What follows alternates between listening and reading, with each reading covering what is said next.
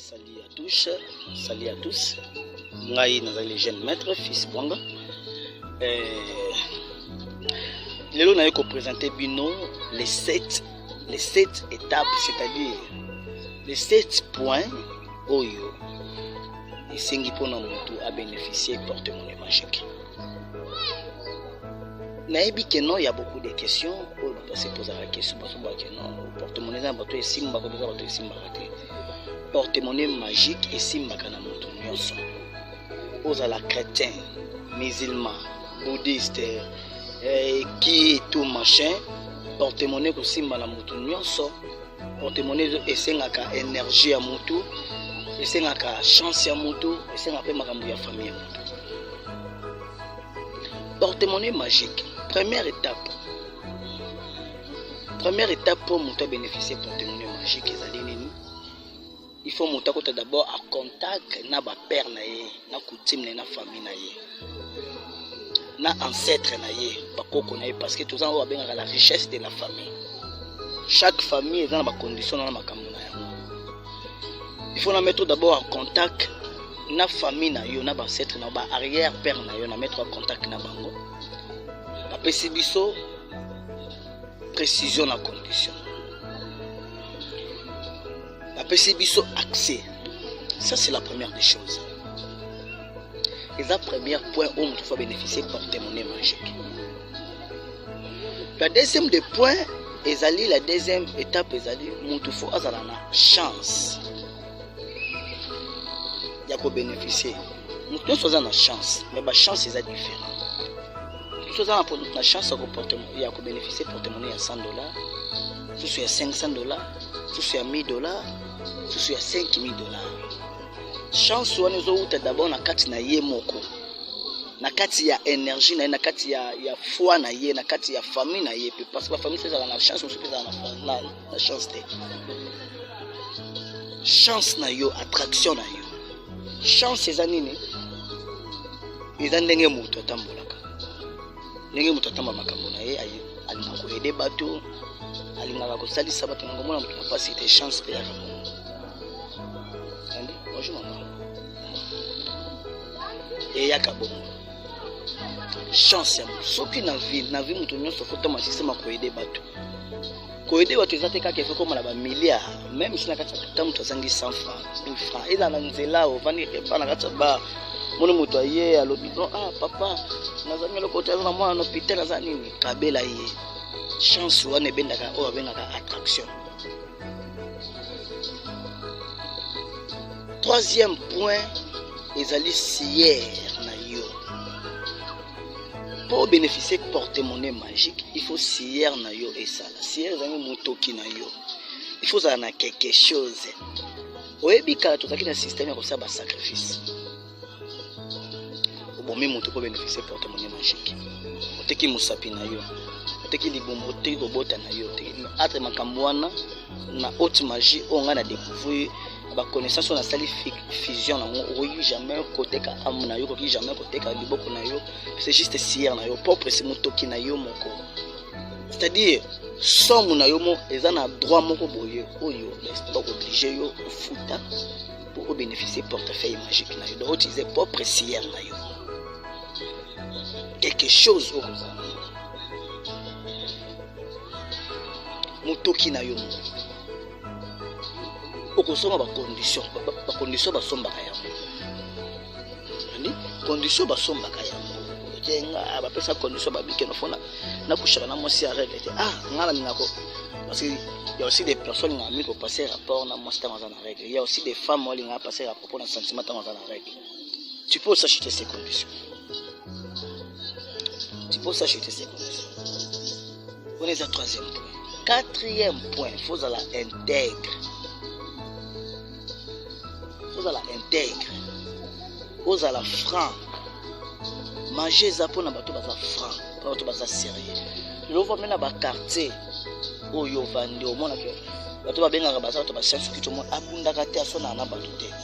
Ça makamba mabete.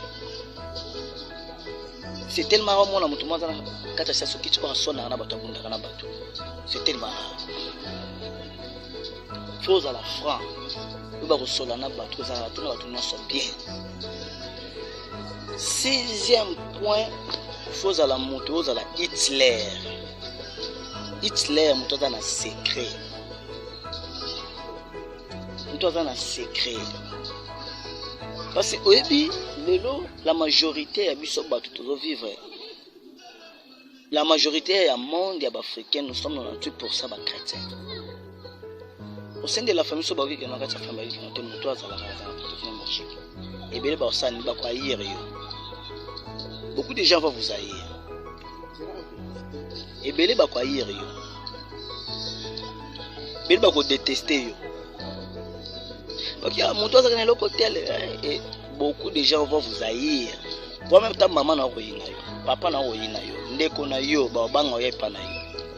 Pourquoi? Parce qu'ils ont découvert que tu as quelque chose de magnétisme. Alors il faut avoir la discrétion. La discrétion des choses. Il faut avoir la Hitler. Vous voyez comment Hitler?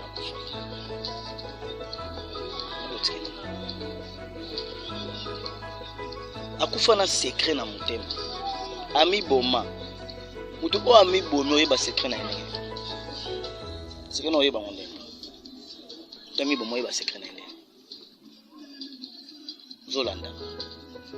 Ça ce sont le sixième point. Donc mes chers et frères de l'infini. Merci beaucoup. Il faut qu'on ait la distraction. Avant de continuer le sixième point, c'est la démonstration. Il y a beaucoup de gens qui ont dit j'ai ça mambalokuta boye. C'est la numéro moko, numéro on a bien mon numéro. Nakoloba ebele te bolanda ya. Botala na zana biye ya combien na biye ya kidogo. Nombo mona za dede. Ndazo sala numéro nazo benga d'esprit, c'est-à-dire numéro ya porte-monnaie. La porte-monnaie automatique.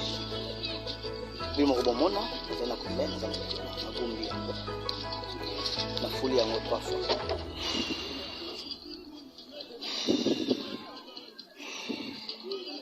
India 4x4, India par les puissances magiques des grands maîtres du Congo, je vous invoque à attaquer votre serviteur, les esprits du monde canadien. Ouvre-moi la porte des ressources générales des mondes de finance, des esprits du monde astral. La foule en haut 3 fois, la bête en haut 3 fois, la bête en haut, la bête en haut 3 fois, la bête en haut, et les 3, la foule en haut 3 fois.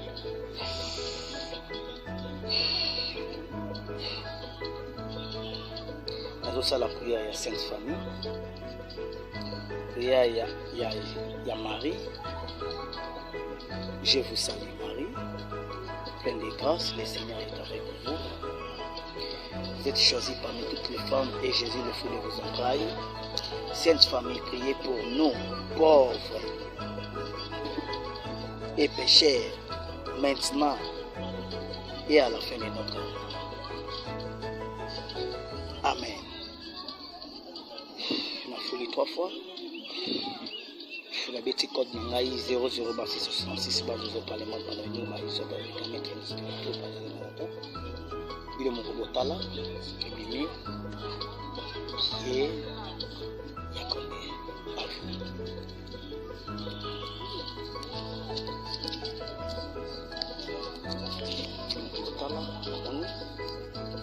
Merci les esprits de notre nous. Nakoloba ebelete.